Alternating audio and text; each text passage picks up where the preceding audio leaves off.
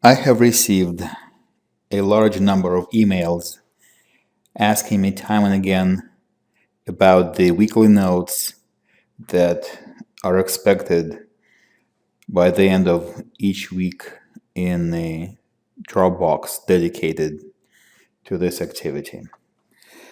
First of all, I'm not going to say anything anything newer than what you heard during the first week when I posted the PDF with all the buttons and commands for Hands-On Project 1. Then I showed you a PowerPoint presentation this week. And this is what this is, nothing new. So I'll just go over this again.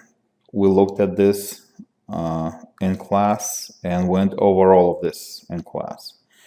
So people keep asking questions. I have no choice but to say the same thing over and over again, but this time on video so you can replay it.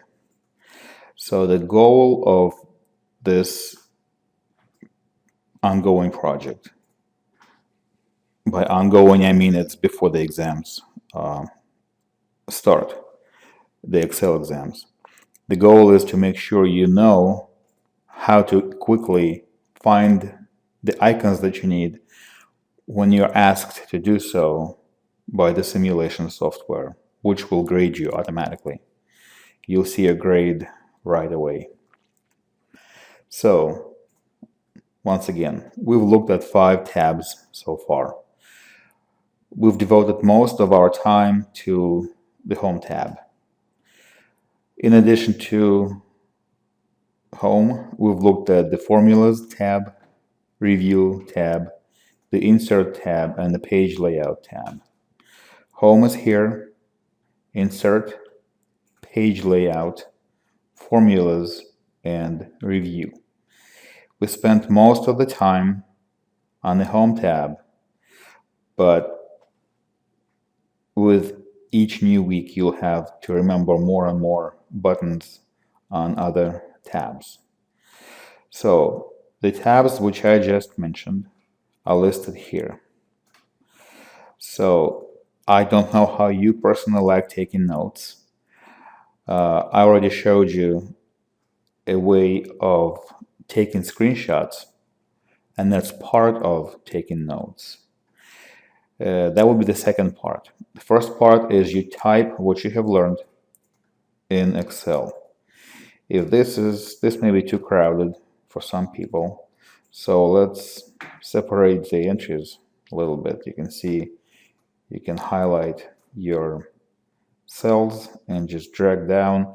Look how the cursor changes, and I already discussed a couple of times that the change in the shape of the cursor signals the readiness of Excel to accept your input, just what we're doing right now. The last one is like this. Okay. We talked about briefly this dashed line, which denotes the last cell that will be printed on the typical 8.5 by 11 sheet of paper by your printer. So just to make it more visible, I put the first letters of each tab there so we can see it here, and they'll be visible on the print preview that we'll do in a minute. So once again, you're familiar with most buttons now on the Home tab. We have the font style, font size. The very first one we discussed was merge and center. So once you write down the names of the tabs or buttons that you'd like, there could be any number of different sentences here, whatever may suit you. Once again, you capture the view of the button by pressing the print screen button on your keyboard. Then you use Microsoft Paint. Once the image is in the clipboard, once again, the clipboard is that part of random access memory of your personal computer, which is dedicated to all these images and texts that the user may put in the clipboard for copying. You click on it, you get the image. For example, I'd like to have a little copy of Mergent Center. You select it with the select button. I usually crop it first, just to make sure it looks the way I want it to look. Then I select it with Control A, and then copy or cut. I cut this time. Let's say I want to put it in the Excel file because I always do that. Or we could use the PowerPoint slides, and just like I use the same process for the larger print, for the larger image, I can create a new slide for smaller images and then use them for visibility, something like this. And you can type merge and center. Okay, so I'm not saying this is exactly the way you should do this, but I'd like to see what it is that you have retained in your memory after 1 week of class. Okay, we've used other commands here and we discussed their behavior. For example, once you highlight a cell, Excel thinks you want to work on column width or row height. So it highlights the column, and then under Format, under Home tab, Format button, you can select the row height and column width of the cell whose coordinates you can see here. B2 already in the name box, cell name box. We talked about it as well. So I have posted everything that I regard as my notes last week in the PDF form and this week in the PowerPoint form. I would expect for this list to grow because we have more tabs to look at. And as you may have noticed, there are a lot of hidden tabs which only pop up after you press a certain button. Some icons require a lot of attention. For example, cell styles we talked about are frequently displayed as a gallery, but sometimes as a button, and sometimes the button that's displayed does not show its label. So you first of all need to pay attention to that. In this case, I have most of the things that usually appear on the exam. On some machines, you have to be alert to the fact that there will be a scroll bar here on the right. And for example, last 2 rows here in the bottom, they will not be showing until you scroll down to see them, right? Also, you start paying attention to the ways these styles are named. And also the first thing we talked about was naming convention for the colors. You can see orange, accent 2, darker 25. So in the font colors, you should expect 3 components in the name of the color. So if something like this appears in front of your eyes on the test, it should not scare you because, let's do this. Let's do print screen and have it for our notes either on a separate slide or maybe on a separate tab. We can do this here. Go to paste. And this to me is self-explanatory, but as part of taking notes, let's say font colors. Something like that. So constantly asking me how to take notes I take notes just tells me you don't really want to do that. I understand that. I was young. I thought my professors were ridiculous and they were overloading me for no reason other than just make my life miserable.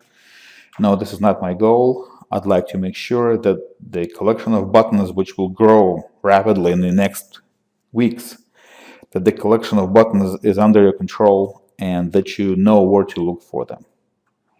So this was the most difficult button because of the scroll bar and things that people couldn't find, right? We have under formulas, for example, our show formulas button is not terribly visible, but you need to know what it is. Under review, for example, the spelling button right here, it's definitely positioned differently than what you had in your simulation. If I remember right, in the simulation, the shape of this was what we call the portrait, and the word spelling was not showing. However, the blue check mark is always clearly visible, and sometimes you find this button over on this side. So the more you look at it, the more, let's see, let me do this. Same thing here with this button, right? The more that you click on it, and the more you will know about its behavior. All right, let's do sheet 2. This was rename. I just right-clicked, by the way. Rename, let's say font. And I can start a new tab, and let's say review. Once again, I right-clicked and say review.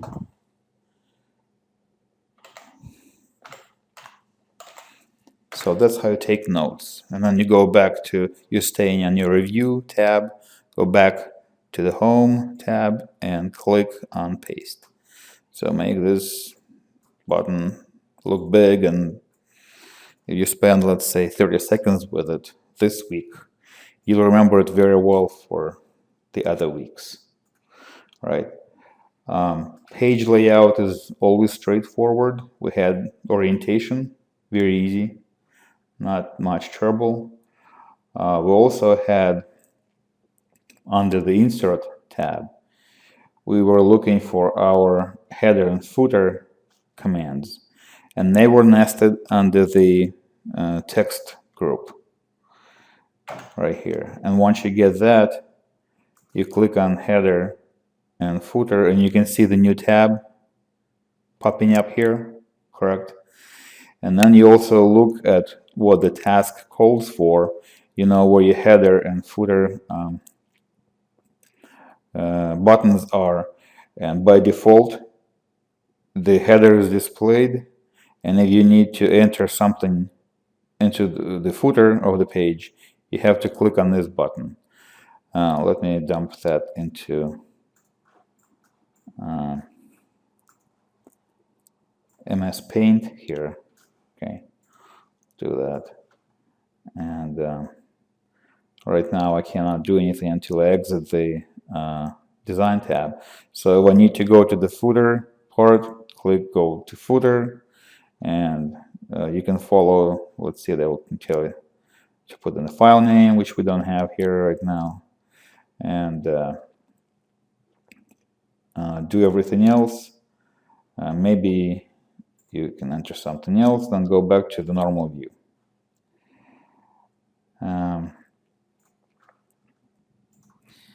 So we can add something to footer. Let's say time. Some people were asking me about the way to get out of this menu, because the simulation video, doesn't tell you how to do that. What you really need to do is to click on a blank cell somewhere, whatever you can easily reach, and then click on the normal view button, which will automatically put you onto the home tab, or you can just click on home tab first and then on the normal view button. That's how it's normally done. So once again, if you got frustrated with the video not showing you how to get out of the header and footer menu.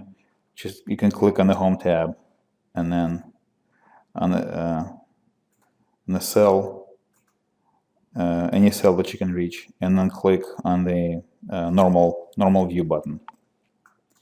Next one is entering formulas, and for example, a summation function. That one is very easy to find, very visible.